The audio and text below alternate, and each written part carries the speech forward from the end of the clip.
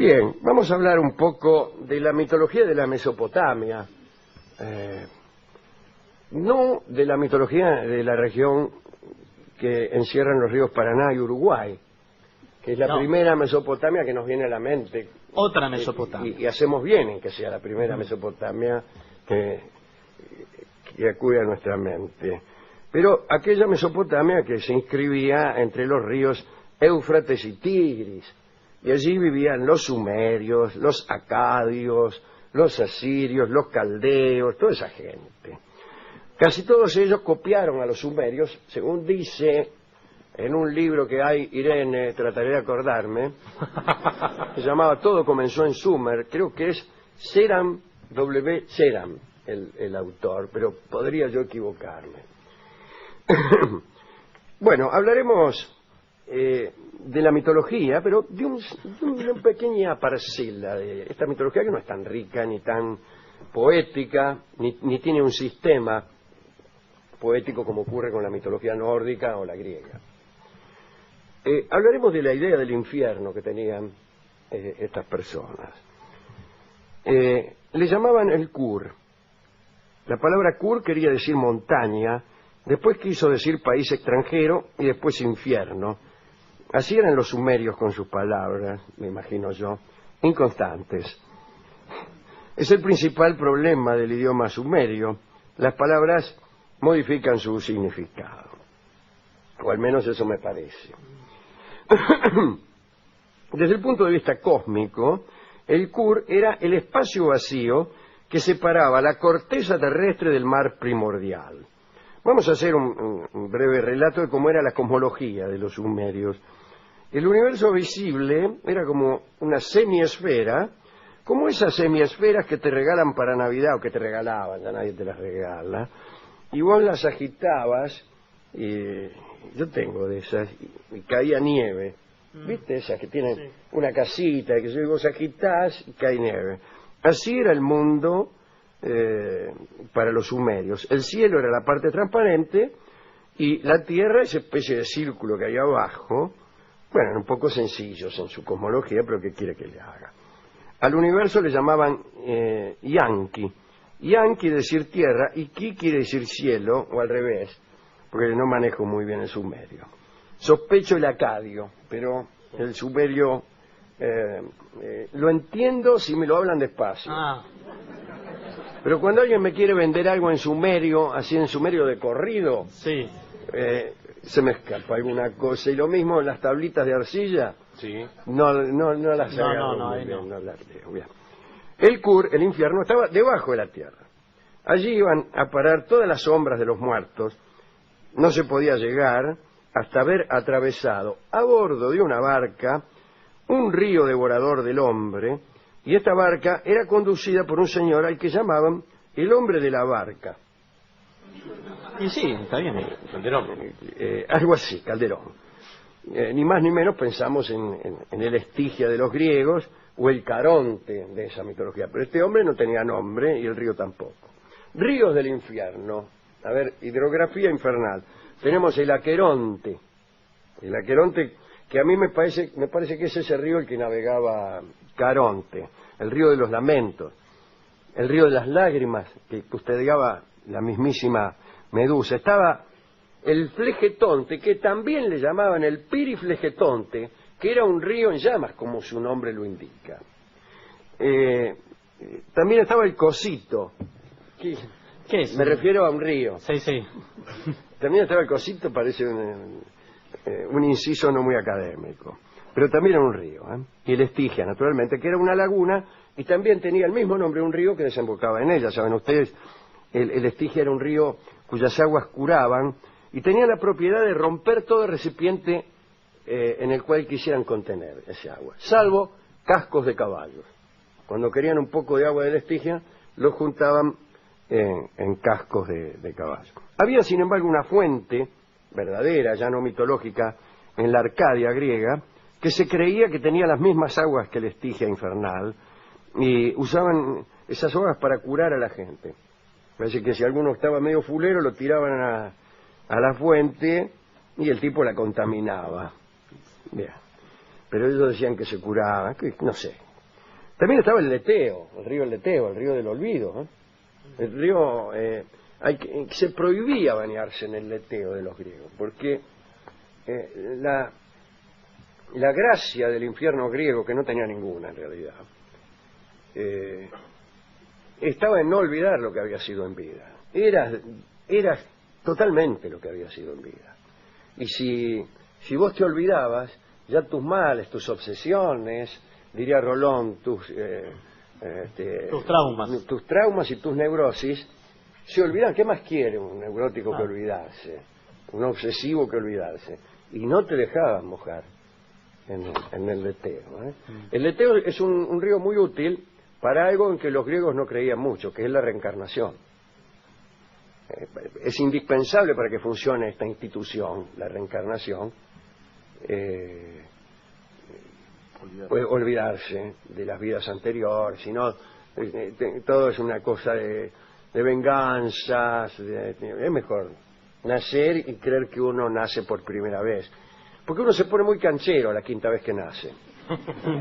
Ya vive la vida de taquito, como sabe que va a renacer, cruza con el semáforo rojo, salta al paso de las apisonadoras de tierra, y eso ya no tiene ninguna gracia. Pero nos estamos yendo de la Mesopotamia. El caso es que entre los sumerios, que tenían un universo sencillito y un infierno también sencillito, había un solo río, el río devorador del hombre, y había un tipo que ni nombre tenía, que te cruzaba en una barca. En esos infiernos, morada de los difuntos, uno la pasaba más o menos igual que en la vida, es decir, muy mal. Esto es propio de los infiernos primitivos, que no eran un lugar de castigo. Los castigos los propinaban los dioses en vida. Dios te castigaba en vida. Incluso en la religión judía, la idea del Sheol apareció tarde como lugar de castigo. Dios intervenía en tu vida y te castigaba ahí. No esperaba que te murieras para castigarte. Bueno, las enfermedades, las pestes, la muerte, eran para aquellos pueblos los castigos que los dioses propinaban para quienes se habían comportado de un modo indeseable. A veces sucedía que se enfermaba un buen tipo y todos decían, bueno, andá a saber lo que habrá hecho, porque miserables hubo siempre. De este modo, los infiernos de Sumer no son pródigos en dolores físicos, ni aparecen estos eternos castigos de los mitos clásicos y después de la mitología cristiana. Pero sí anda por ahí el desengaño y un cierto dolor melancólico, porque la vida en los infiernos no es más que la continuación de la vida terrestre, pero eso sí, en la más absoluta soledad. Cuando después de su muerte el rey Ur-Nammu llegó al infierno, a Kur, ¿no?, se ubicó tranquilamente en la residencia que le habían asignado. Allí fue recibido por algunos muertos y al principio se sintió como en su casa. Le avisaron cuáles eran las leyes, los reglamentos de la nueva patria, pero al cabo de 7 días llegó el desconsuelo, porque comprendió que allí ya no tendría familia, ni lo dejarían besar a su esposa, ni tener en sus rodillas al hijo, iba a estar solo. Al Kur van no los malos, sino los que tuvieron mala suerte.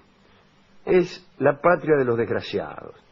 No son un castigo tampoco, sino una continuación, insisto, de la vida terrenal. Si te habían castigado en la tierra, pues vas a continuar tu asunto en el infierno. Las condiciones de vida del Kur están unidas a la suerte terrestre del cuerpo.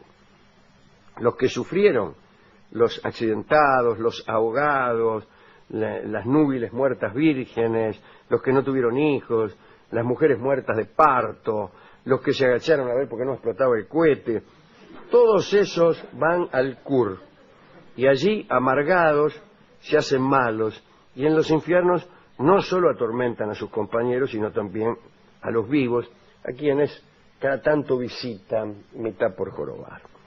Dicen que nuestro amigo Gilgamesh, el inmortal, se vio un día agredido por una tropa de estos espíritus. Esto se lee en la epopeya de Gilgamesh, aquella que encontraron en la biblioteca de Nínive, escrita en tantas tabletas de arcilla. Bueno, Gilgamesh se encontró con una tropilla de estos espíritus y solo pudo escapar rajando. Aquel héroe que había enfrentado a tantísimos monstruos, como por ejemplo el gigante Humbaba, aquel que era tan alto que la cabeza le llegaba al cielo y los pies al infierno, es decir, era tan alto como se podía en aquella cosmología, ¿no? Y sin embargo tuvo que escapar ante una tropa de espíritus desgraciados. No hizo otra cosa que rajar. Dicen que en el Kur se arman peleas en medio de la oscuridad y del polvo. Y se parece en esto mucho al Seol de los hebreos, que también era un pozo lleno de polvo, ¿no? Los infiernos tienen, desde luego, guardianes que procuran que nadie se escape, pero no tienen suplicios.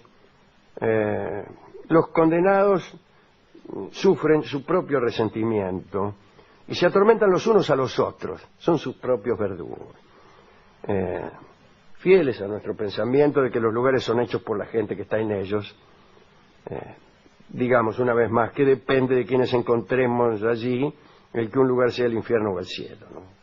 Donde están ciertos tipos, será para mí el infierno, aun cuando brotare hidromiel de las fuentes y por ejemplo donde están otras personas, allí estará para mí el cielo, por muchas llamas que me consumieran. El mejor relato respecto de gente castigada en el Kur es el de Dumuzi, el dios muerto. En el Kur no solo había difuntos inmortales, también había algunos dioses que en principio eran inmortales, pero que por ahí eran mandados al Kur, vaya uno a saber por qué. El mismo El-Il, el príncipe de los dioses, había sido expulsado de Nippur y enviado a los infiernos por haber violado a la diosa Ninlil. Violar una diosa era tremendo, por muy príncipe del universo que uno fuere. Pero voy a contar la historia de Dumuzi. Entre los sumerios, la diosa del amor era Inanna. No está mal que tenga este nombre porque facilita la rima de los enamorados. Y andaba medio noviando Inanna con Dumuzi, el dios pastor. Dumuzi la había conquistado presentándose con algunos regalos en su puerta. Le ponía los regalos en la puerta. Parece que Dumuzi tenía la propiedad de hacer brotar queso de la nada. Qué linda propiedad. Como tanta. Bueno, aquí le traigo este queso y se lo pongo en la puerta. Bueno, parece que le llevó un queso, o le hizo aparecer un queso, pero la miró y no pudo resistir más y se unió a ella, de arriba abajo. A continuación la condujo a su casa, pero esto le trajo muchos problemas. Inanna era muy ambiciosa y se le ocurrió acrecentar su poderío y ser no solo la diosa del amor, sino también la diosa de los infiernos. Y ahí nomás decidió bajar a los infiernos para ver cómo podía realizar el proyecto. Se metió en una laguna de agua negra, que era para los sumerios la entrada del infierno, y allí estaba la diosa titular de los infiernos, que se llamaba Ereshkigal, que era la hermana de Inanna. Fíjese, le codiciaba la influencia a la hermana, que era la diosa del infierno. Bueno, en realidad estaban muy enemistadas las dos hermanas, tanto es así que Ereshkigal era la peor enemiga de Inanna. Y como Inanna temía que su hermana la matara, le dijo a uno de sus alcahuetes que si ella no regresaba a los 3 días, cumpliera con unas ciertas instrucciones. Se metió en el infierno, se fue hasta el templo de Ereshkigal, que estaba construido con lapislázuli. Allí se encontró con el portero Neti, que le preguntó el nombre y el motivo de su visita. Inanna inventó un falso pretexto y Neti la dejó entrar. Inanna sacó los cerrojos de las 7 puertas infernales, pero al pasar por cada puerta, Inanna iba perdiendo una prenda. Y cuando pasó la última puerta quedó completamente desnuda, disculpen ustedes. Y ahí sucedió algo espantoso.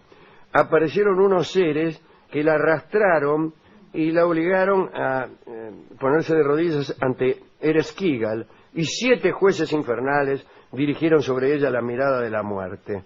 E Inanna pasó de inmediato de la vida a la muerte. Su cadáver quedó suspendido de un gancho entre las tinieblas y empezó a ver cosas que la espantaban. Bueno, estar uno colgado de un gancho bajo la forma de un cadáver ya es algo bastante espantoso. Pero bueno, al cabo de 3 días, como no volvió Inanna, el alcahuete puso en práctica las instrucciones que ella le había dado, imploró sería mucho mejor, ¿no? ¿Es Sí. imploró o imploró? Imploró. Imploró. Entonces imploró al dios Enki, y Enki modeló con arcilla 2 entes asexuados, Kurgarru y Calaturru. Qué lindo nombre. Sí, para hacer, está bien. Y a estos seres les confió el brebaje de la vida, que solo Enki podía preparar, les ordenó que bajaran al infierno y que esparcieran el brebaje de la vida sobre el cadáver de Inanna para que resucitara. Estos tipos espolvorearon el brebaje, la diosa resucitó, pero estaba en una situación comprometida. Había una ley en Sumer que nadie podía quebrantar. Solo podía salir del infierno si otro ocupaba tu lugar. Y les permitieron volver a la tierra acompañada de un demonio muy cruel para buscar a alguien que la reemplazara. Buscó, y nadie quería ocupar su lugar. Luego de varios intentos pensó en Dumuzi y lo fue a buscar.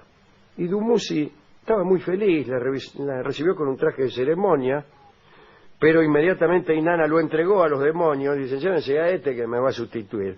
Y lo llevaron a la morada de los muertos, y desde entonces Dumuzi solo gime y pide ayuda para que lo rescaten. Ofrece a los demonios el queso, que sigue teniendo la virtud de hacer aparecer, pero los seres de Kur, satisfechos de barro y polvo, que es lo que lastran, ignoran por completo el queso de Dumuzi. Linda historia esta, ¿eh? Del enamorado que reemplaza en el infierno a la diosa amada. Ahora, de esto, tangos no hay. No hay. Todos los tangos son esto. Claro. Todos los tangos son de un enamorado que va al infierno por su amada. Y como en aquel infierno el peor de los castigos era la soledad, escucharemos un tango que fue escrito como una descripción del Kur. Y se llama Soledad, y lo canta Carlos Gardel. Adelante.